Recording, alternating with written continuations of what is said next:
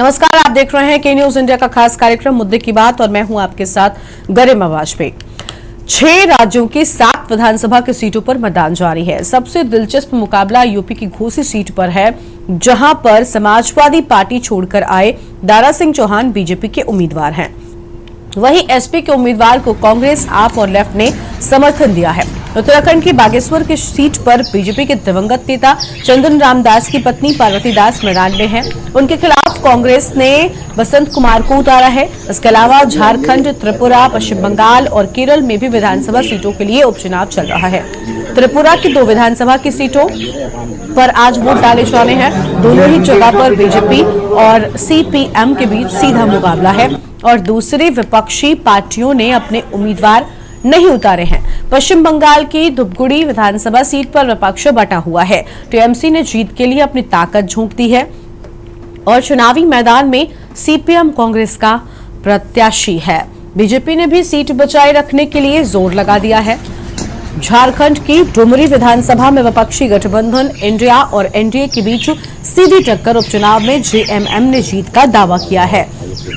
6 राज्यों की 7 विधानसभा सीटों पर हो रहे उपचुनाव को साल 2024 की लोकसभा का सेमीफाइनल भी माना जा रहा है। आज इसी पर हम करेंगे विस्तार से बातचीत, लेकिन उससे पहले ये 6 तस्वीरें आपकी टीवी स्क्रीन पर अलग अलग राज्यों से हैं, जहां पर आज सीटों पर उपचुनाव हो रहा है।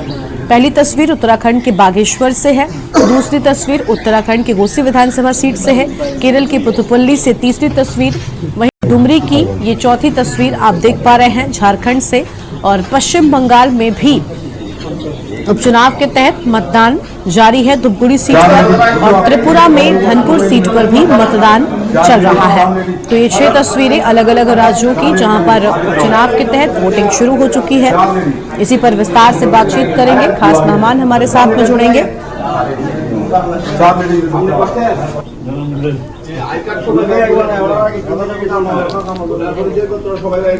लेकिन उससे पहले ये तस्वीरें आपकी टीवी स्क्रीन पर आपको हम दिखा रहे हैं। अलग अलग जिलों की ये तस्वीरें हैं। 6 राज्यों की 7 विधानसभा सीटों पर वोटिंग जारी है।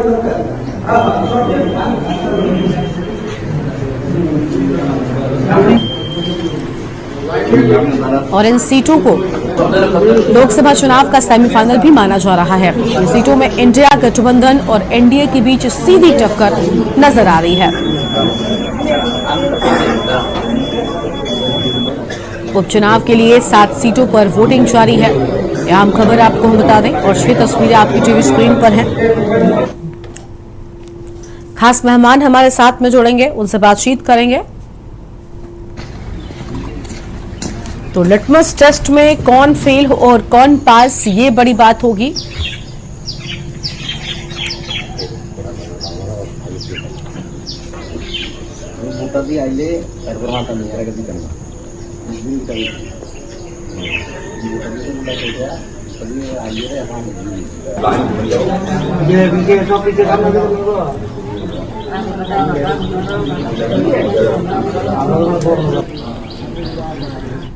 तो देखिए, एक तरफ जहां चुनाव शुरू हो चुका है, लेकिन दूसरी ओर मऊ में समाजवादी पार्टी की ओर से धांधली का आरोप लगाया गया है।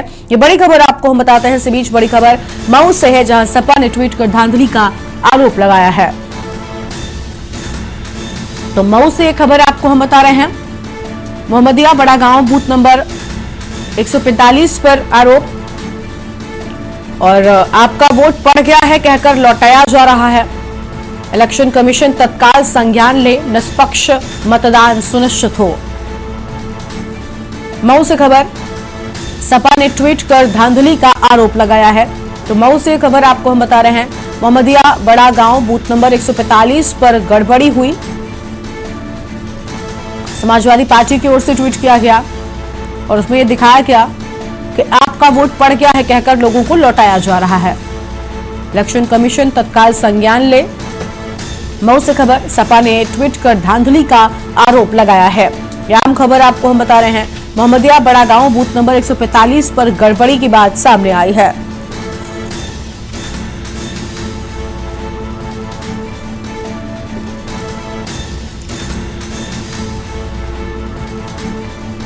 तो ये बड़ी जानकारी आपको हम बता दें, जहां पर गड़बड़ी की बात सामने आई है।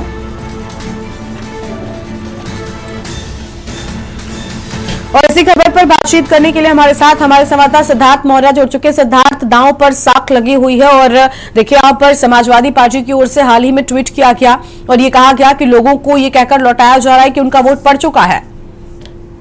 बिल्कुल बता दें आपको कि जैसे चुनाव जो हो रहा है, कहीं न कहीं पक्ष और विपक्ष एक दूसरे पे ये दाव लगा रही है कि हम हमारे जो समाज के लोग हमारे लोगों को लौटाया जा रहा है। अगर देखे वही समाजवादी पार्टी भी ये बात कर रही है कि कहीं न कहीं जो आ रहे हैं, हमारे वोटर आ रहे हैं, उनको हटाया जा रहा है। लेकिन अगर बात करें, जब इससे हमने सक्षम अधिकारी से बात किया तो उसने बताया कि नहीं, इस पर कोई किसी प्रकार का नहीं है, कहीं न कहीं ये लोग एक दूसरे पर अफवाह उड़ा रहे हैं।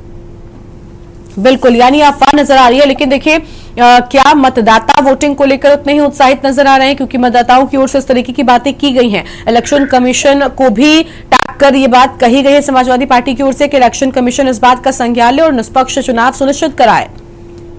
बता दें, अगर हमने देखा है, अभी जितने भी मत केंद्रों पे देखा है, तो कुछ मत केंद्रों पर थोड़ी सी उदासीनता दिख रही है। कुछ मत केंद्रों पे जो मतदाता बहुत कम दिख रहे हैं। हो सकता है वो मतदाता अभी कुछ देर बाद आए, लेकिन अगर बात करें, बहुत ऐसे मत केंद्र हैं जहाँ पे मतदाताओं को बहुत लाइन लगी, लंबी कतारें लगी हुई। बिल्कुल, मतदाताओं की लंबी कतारें नजर आ रही हैं। और सिद्धार्थ हमारे साथ में जुड़े हुए। सिद्धार्थ से एक सवाल और करते हैं, उसके बाद अंकित के पास जाएंगे। सिद्धार्थ, ये सीट दोनों ही पार्टी के लिए, चाहे इंडिया गठबंधन की तरफ से समाजवादी पार्टी की बात हो और या फिर एनडीए की तरफ से बीजेपी की, साख की बात बन गई है और इससे लोकसभा का सेमीफाइनल के तौर पर देखा जा रहा है। और अगर देखें तो गठबंधन बनने के बाद ये पहला चुनाव है। समाजवादी पार्टी भले ही यहां पर पूरी तरीके से सबसे आगे हो, लेकिन साथ लगभग सभी पार्टियों का मिला हुआ है। ऐसे में इस चुनाव में जो जीत हार होगी वो काफी अहम होगी। इसी के चलते पार्टियों ने अपनी पूरी ताकत लगाई हुई है। सिद्धार्थ, कहीं न कहीं ये जो चुनाव है, ये 2024 का दिल्ली है, इसके लिए सभी पार्टियों ने अपनी ताकत झोंकी हुई है, चाहे वो समाजवादी पार्टी हो, चाहे भारतीय जनता पार्टी हो। लेकिन सबसे बड़ी बात यह है कि जो बहुजन समाजवादी पार्टी थी, कहीं न कहीं अपना उम्मीदवार न उतार के, कहीं न कहीं उनके जो समर्थक थे वो कहीं न कहीं बहुत कम लोग वोट देने जा रहे हैं। अगर बात करें जो बहुजन समाजवादी पार्टी की, तो अगर देखा जाए कुछ ऐसे इलाके हैं जहां वहां पे मतदाता केंद्रों पर मत केंद्रों पर मतदाता की बहुत कम भीड़ दिख रही है। अगर वही देखा जाए तो समाजवादी पार्टी को कहीं न कहीं कांग्रेस का समर्थन मिल जाने से समाजवादी पार्टी को कुछ तो पहले से कुछ मजबूती हुई है। लेकिन देखा जाए, अगर बात करें यहाँ पे जो कांटे की लड़ाई दिख रही है दोनों पार्टियों की। ठीक है, बहुत शुक्रिया आपका सिद्धार्थ, हमारे साथ जुड़ने के लिए, अपनी बात रखने के लिए। देखिए, दांव पर साख और वोटर का कैसा मिजाज, ये बड़ी बात है। हालांकि कतारें अब मतदान केंद्रों पर नजर आ रही हैं। लोगों के पहुंचने का सिलसिला दिन बढ़ने के साथ साथ बढ़ता जा रहा है। और संजीव वर्मा जी हमारे साथ में हैं, भारतीय जनता पार्टी के प्रवक्ता हैं। संजीव जी, समाजवादी पार्टी तो आरोप लगा रही है, कह रही है कि भाई इलेक्शन कमीशन इस बात को सुनिश्चित करवाए कि जो चुनाव हो रहा है वो निष्पक्षता के साथ हो रहा है, हमारे वोटर्स को लौटाया जा रहा है। क्या कुछ कहेंगे आप इस पर? संजीव जी, आवाज मिल रही है आपको हमारी? अनम्यूट करें सर, आप अनम्यूट करें। आवाज मिल रही है जी? आ रही है आपकी आवाज, बोले। देखिए, बहुत हास्यास्पद सा है। उत्तराखंड में गुंडई का प्रतीक समाजवादी पार्टी, जो बूथ कैप्चरिंग की माहिर है, जिनका एक रिकॉर्ड है कि बूथ कैप्चरिंग करना और समाज में एक अशांति का एक दौर फैलाना, और वो तरह की बातें करे तो बहुत ही हास्यास्पद है। और अभी तो यशी जी, अभी तो इन्होंने केवल इस तरह की बातें बोली हैं। अभी 8 तारीख को ये लोग कहेंगे कि ईवीएम के ऊपर भी ये लोग सवाल उठाएंगे और तमाम तरीके की बातें करेंगे, क्योंकि ये अपनी भूमिका हारने के बाद इन्होंने क्या बोलना है तो उसकी भूमिका ये लोग पहले से ही बना लेते हैं। ठीक है। और उत्तर प्रदेश की जनता माननीय योगी जी के जो सुशासन और सुरक्षा का जो वातावरण उन्होंने पूरे उत्तर प्रदेश को दिया है, उसके ऊपर वोट कर रही है और डबल इंजन सरकार में। ठीक है संजीव जी, आप हमारे साथ उत्तराखंड से जुड़े हुए हैं ना, संजीव जी, उत्तराखंड की अगर हम बात, और मैं आपके साथ गरिमा हूं, संजीव जी, उत्तराखंड में भी आज एक सीट पर उपचुनाव हो रहा है। बागेश्वर में कांग्रेस ने अपनी पूरी ताकत लगाई हुई है। जैसा कि मैं बार बार कह रही हूं कि चाहे उत्तर प्रदेश हो या उत्तराखंड, इस चुनाव को लोकसभा से पहले हो रहा है, इसलिए सेमीफाइनल के तौर पर देखा जा रहा है और ऐसा माना जा रहा है कि चुनाव से जनता का जो मूड है वो बन और बिगड़ सकता है। बीजेपी ने भी अपनी पूरी ताकत लगाई हुई है और पुष्कर सिंह धामी के लिए अग्नि परीक्षा के तौर पर है उपचुनाव, क्योंकि उनके नेतृत्व के बाद यही चुनाव हो रहा है। ऐसे में बीजेपी को क्या लग रहा है, कितना जीत का दावा बीजेपी हालांकि कर रही है, लेकिन कांग्रेस ने भी सर कोई कोर कसर नहीं छोड़ी आपको टक्कर देने में? गरिमा जी, देखिए, चुनाव पूरी तरह से एक तरफा है और जिस तरह से चंपावत में हमने 93.25% अकेले भारतीय जनता पार्टी के पक्ष में मतदान हुआ था और कांग्रेस की और तमाम जो भी दल खड़े हुए थे उन तमाम दलों की पूरी तरह से सफाया हो गया था, उनकी जमानतें जब्त हो गई थी और कमोबेश यहाँ भी वही स्थिति देखने को मिलेगी। और मैं सोचता हूँ जनता विकास के नाम पर वोट कर रही है। अपने दिवंगत नेता चंदन रामदास जी को श्रद्धांजलि के रूप में वो लोग भारतीय जनता पार्टी को वोट करेंगे। और कांग्रेस के पास तो आप ये देखें कि अपने उम्मीदवार के लिए ही एक अदद कार्यकर्ता उनको नहीं मिला और एक प्रवासी कार्यकर्ता को आम आदमी पार्टी से जो इन्होंने इंपोर्ट किया है, प्रवासी उम्मीदवार को ये लोग मैदान में इन लोगों ने उतारा है और जनता बहुत अच्छे से जानती है। वही वाली बात है जैसे एक फिल्म का एक छोटा गाना था, सवेरे वाली गाड़ी से चले जाएंगे और पहले भाजपा से लड़े, फिर आम आदमी पार्टी से लड़े, आज कांग्रेस से और कल राम जाने किसमें जाएंगे। ठीक है, आते हैं संजीव जी आपके पास, आते हैं बागेश्वर का एक बार अपडेट भी लेते हैं। हमारे संवाददाता मनोज टंगाया जी जुड़ चुके हैं। मनोज जी, स्वागत आपका। मनोज, क्या कुछ नजर आ रहा है फिलहाल बागेश्वर में? आम जनता मतदान केंद्रों पर पहुंचना शुरू हो चुकी है, क्योंकि दिन बढ़ने के साथ साथ ऐसा माना जाता है कि वोटर्स की संख्या बढ़ती है केंद्रों पर। मनोज, आवाज मिल रही है आपको? अनम्यूट करें आप सबसे पहले।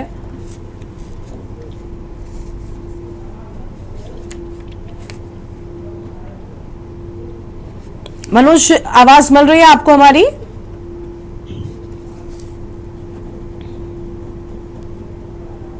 तो मनोज जी से संपर्क नहीं हो पा रहा है। आलोक त्रिपाठी जी भी हमारे साथ में जुड़े हुए हैं, वरिष्ठ पत्रकार हैं, उनका रुख करते हैं। आलोक जी का रुख करते हैं। आलोक जी, स्वागत आपका हमारी चर्चा में। आप वरिष्ठ पत्रकार हैं, आप इन उपचुनावों को किस तरीके से देख रहे हैं सर? क्योंकि ये उपचुनाव सभी पार्टियों के लिए बहुत अहम है, जिन जिन जगहों पर हो रहे हैं। इंडिया गठबंधन की एकता के बाद ये पहला चुनाव है, भले ही उपचुनाव के तौर पर हो रहा है, लेकिन इसको एक नजीर के तौर पर भी पेश हो सकता है ये, और इसके साथ साथ ये आम जनता के मूड को बनाने और बिगाड़ने में भी बड़ी जो भूमिका है वो निभा सकता है। इसलिए इस चुनाव को जीतना दोनों ही दलों के लिए उतना ही जरूरी हो गया है। विपक्ष सोनी जी, देखिए, जो कहने को तो उपचुनाव है और उपचुनाव सत्ता पक्ष का ही होता है, जो अमूमन अभी तक ये देखा गया है। तो इस बार एक महत्वपूर्ण जो रोल इसमें हो रहा है कि विपक्ष ने जो इंडिया का गठबंधन है उसने इतना आसान नहीं बनाया है इस चुनाव को। उसने इस उपचुनाव में मजबूती से अपनी उपस्थिति दर्ज की है, चाहे घोसी का हो, चाहे उत्तराखंड के हो या और जगह के हो। एक आध सीटों पर छोड़ दिया जाए तो एक प्रत्याशी भाजपा के मुकाबले में आ रहा है। तो ये चुनाव इतना आसान नहीं होगा भाजपा के लिए भी, और साथ ही इस चुनाव के जो परिणाम आएंगे वो परिणाम ये तय करेंगे कि जो इंडिया नाम का एक जो गठबंधन बना है वो 2024 में भाजपा से कितना मुकाबला करने के लिए तैयार है। तो ये जो उपचुनाव है ये बहुत कुछ राजनीतिक दलों के भविष्य भी निर्भर करता है कि 24 का जो चुनाव होगा उसमें भाजपा की जो अपनी उपलब्धियां हैं उनका कितना फायदा मिला उसको उपचुनाव में, और साथ ही जो विपक्ष का गठबंधन बना है उस गठबंधन ने किस तरह से चुनाव लड़ा और किस तरह से उसने जीत हासिल की। तो ये बहुत कुछ 2024 के चुनाव के पहले का ये कह देते हैं सेमीफाइनल है ये उपचुनाव। बिल्कुल, साफ तौर पर देखिए, इसको सेमीफाइनल के तौर पर सभी दल भी देख रहे हैं और इसीलिए इस चुनाव को जीतना उनको पता है कि कितना जरूरी हो जाता है। मनीष और हमारे साथ में मनोज टंगारिया जी भी जुड़ चुके हैं। मनोज का पहले रुख करते हैं, हमारे संवाददाता है बागेश्वर से जुड़ गए हैं। मनोज, बागेश्वर में भी उपचुनाव जो है वो मतदान शुरू हो चुका है। मतदान केंद्रों पर क्या तस्वीर दिखाई दे रही है फिलहाल, क्योंकि 12 बज चुका है? क्या वोटर्स अभी भी पहुंच रहे हैं? क्योंकि दिन बढ़ने के साथ संख्या बढ़ती है, कितना संख्या में नजर आ रहे हैं? क्या कुछ तस्वीर है वहां पर? जी गरिमा जी, बताना चाहेंगे कि बागेश्वर में उपचुनाव है आज वोटिंग की प्रक्रिया सुबह 7 बजे से चालू थी और 7 बजे से 9 बजे तक की जो वोटिंग की प्रक्रिया, जो परसेंटेज की बात की जाए तो 10.2% यहाँ पर मिला था। और अब उसके बाद जो दूसरी गाइडलाइन आई तो उसमें अभी तक की करीब 28% की वोटिंग हो चुकी है और अभी जो मतदाता है अपने घरों से निकल के आ रहे हैं और मौसम भी शुष्क बना है।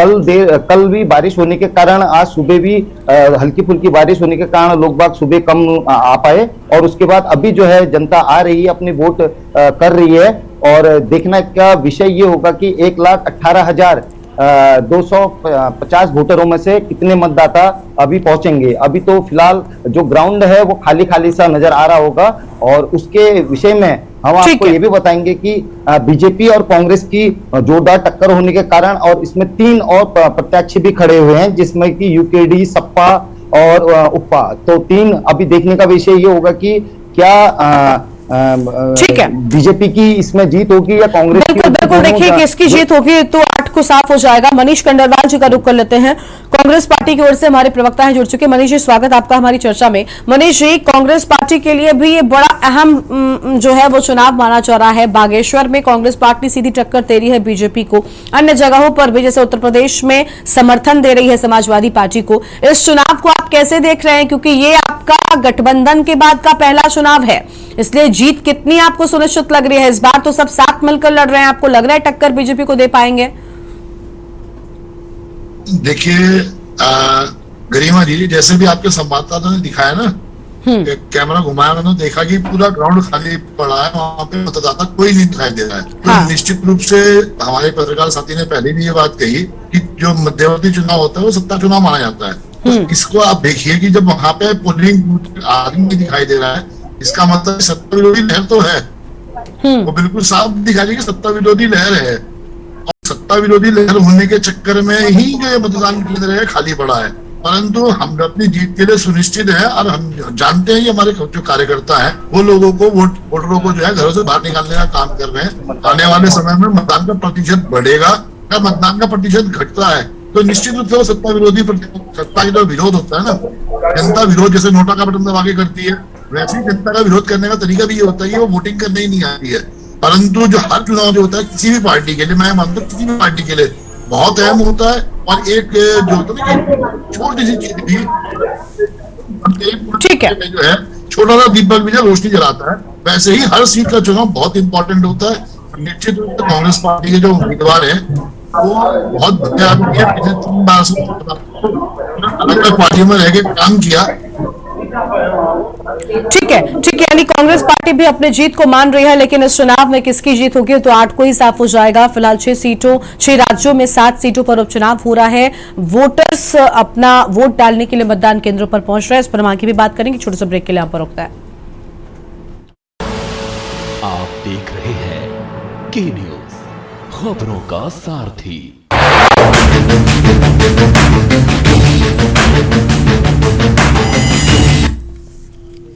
ब्रेक के बाद मुद्दे की बात में आप सभी का स्वागत है और हम बात कर रहे हैं आज जिस तरीके से उपचुनाव अलग अलग सीटों पर हो रहा है। एक तरफ जो सत्ता पक्ष है वो विपक्षियों पर आरोप लगा रहे हैं और अपनी जीत की बात कर रहे हैं, वहीं दूसरी ओर विपक्षी कह रहे हैं कि इस बार हमारी जीत होगी। अलग अलग जगहों पर चुनाव हो रहा है। 6 राज्यों में 7 सीटों पर वोटिंग हो रही है। हमारे साथ में मेहमान लगातार बने हुए हैं। संजीव वर्मा जी हैं, भाजपा के प्रवक्ता हैं, और आलोक त्रिपाठी जी हैं, वरिष्ठ पत्रकार हैं।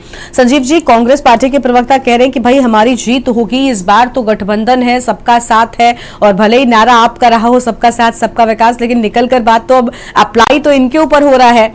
सभी लगभग साथ नजर आ रहे हैं। भले ही उत्तराखंड में कांग्रेस पार्टी मुख्य तौर पर लड़ रही हो, अन्य राज्यों की बात करें, उत्तर प्रदेश को ही देख लें तो सपा है, कांग्रेस में आप और समर्थन आम आदमी पार्टी का और कांग्रेस दोनों का ही है सपा को। तो ऐसे में इंडिया गठबंधन इस बार एनडीए को कितनी टक्कर दे रहा है?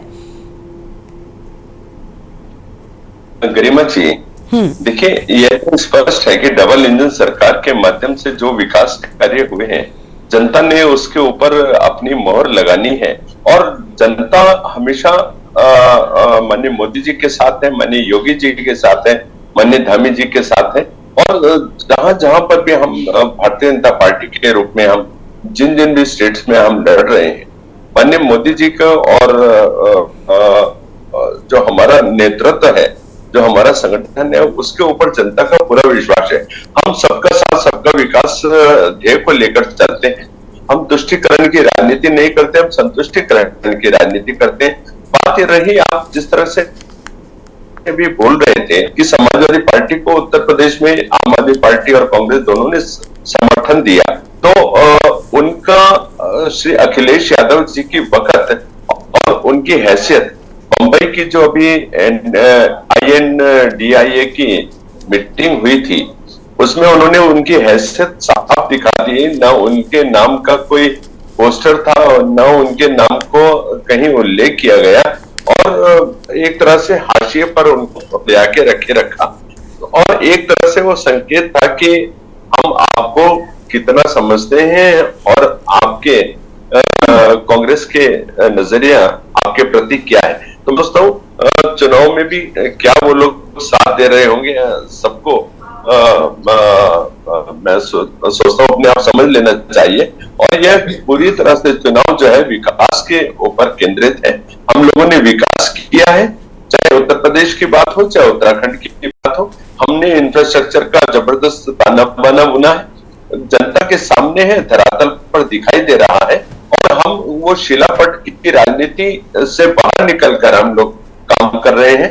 आप पूर्ववर्ती सरकारों को 1 मिनट 10 सेकेंड ओनली। ठीक है, जल्दी से। पूर्ववर्ती सरकारों को हाँ मनीष जी आते हैं, आपके पास ही आते हैं, बस आपके पास ही आता है। केवल शिलापट लगाकर रजिस्ट्री कर दी जाती थी। आज हम शिलापट जहां लगाते हैं तो टाइम बाउंड विकास और टाइम बाउंड जो ठीक है। मनीष जी संजीव जी कह रहे हैं कि भाई हमने तो सारा विकास समय पर पूरा किया, जबकि कांग्रेस पार्टी सिर्फ शिलापट लगाने का काम करती थी। मनीष जी आप कुछ कह रहे थे। बिल्कुल ठीक कह रहे हैं ना भारतीय जनता पार्टी के प्रवक्ता, जैसे इन्होंने सारी स्मार्ट सिटी बना दी है। हाँ, तो जो 100 स्मार्ट सिटी बन गई है, जो इनके जो सांसदों ने जो गांव गोद लिए थे, उनमें विकास जब 10 साल का हो चुका, जो विकास का बच्चा लगा था ना, वो 10 साल का विकास हो चुका है। आज तो वो अपने पांव पे भाग रहा है, हर आदमी को दिखाई दे रहा है। तो ये मैं केवल 2 राष्ट्रीय मानक बताए हैं, जिससे पता लगता है कि इनका विकास जो है वो किस रफ्तार से चल रहा है। और जो हमारे भारतीय जनता पार्टी के जो प्रवक्ता है, इन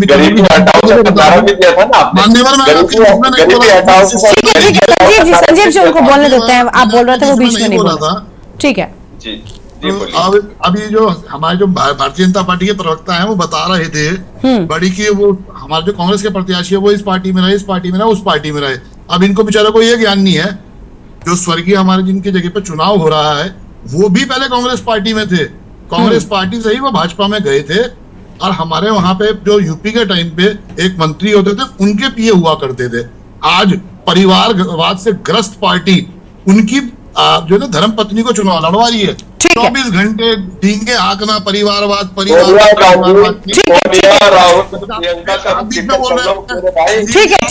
ठीक है। मनीष जी माफी चाहते हैं, आप लोगों को यहाँ पर रोकेंगे, वक्त की कमी, हमें अपनी चर्चा को यहीं पर रोकना पड़ रहा है। ठीक है, अब देखिए 6 राज्यों की 7 विधानसभा सीटों पर वोटिंग हो रही है। संजीव जी ठीक है, बहुत शुक्रिया आप सभी का हमारे साथ जुड़ने के लिए, अपनी बात रखने के लिए। तो 2024 के लोकसभा चुनाव के सेमीफाइनल के तौर पर इन उपचुनावों को देखा जा रहा है, और इन उपचुनावों में जनता का मूड, जनता का रुख किन दलों की ओर है, ये साफ कर देगा कि 24 में तस्वीर किस तरह की निकलकर सामने आने वाली है। मुद्दे की बात में आज इतना ही। आप देखते रहिए के न्यूज इंडिया। नमस्कार।